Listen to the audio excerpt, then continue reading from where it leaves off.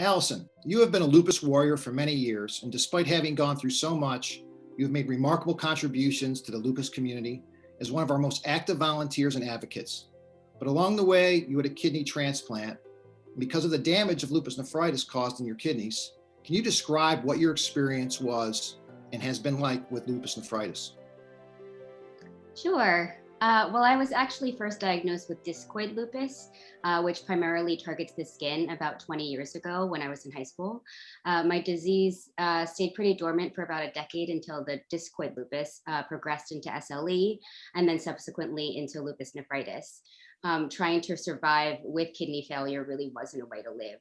I was noticeably fatigued and swollen, and I was so weak, I literally had trouble walking like one city block without having to sit down. And then in 2015, I started peritoneal dialysis. And within a few weeks, I could see a drastic difference in my energy level. Like within the first 2 months of dialysis, I even walked across the Brooklyn Bridge. It was like a huge difference from pre-dialysis me.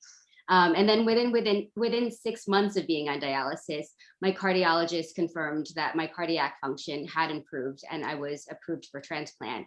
So we tested family members of mine, and luckily my mom and my siblings were a match. So 1 year after I started dialysis, I got a kidney transplant from my mom. And this was in 2016. And since then, while I've consistently had to monitor my health and follow up with my doctors, I'm happy to say that my lupus is at bay and my kidneys in a stable condition.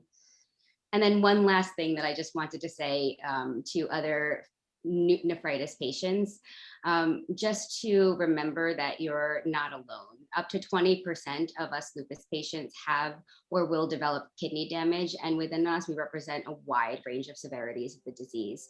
So be sure to connect with others, whether through the LRA or find an online support group via Facebook. There's so much information out there that you can learn from others who have gone through a similar journey, and a great deal of support that they can lend as well. Wow. Alison, thank you for sharing your story with us. Obviously, it's been a long and arduous journey, and it's wonderful to see you so well today. We're very grateful for all you do as a volunteer and as an advocate for the lupus community. We're very lucky to have you as part of the LRA family, and we look forward to continuing to work with you in that regard. So thank you so much.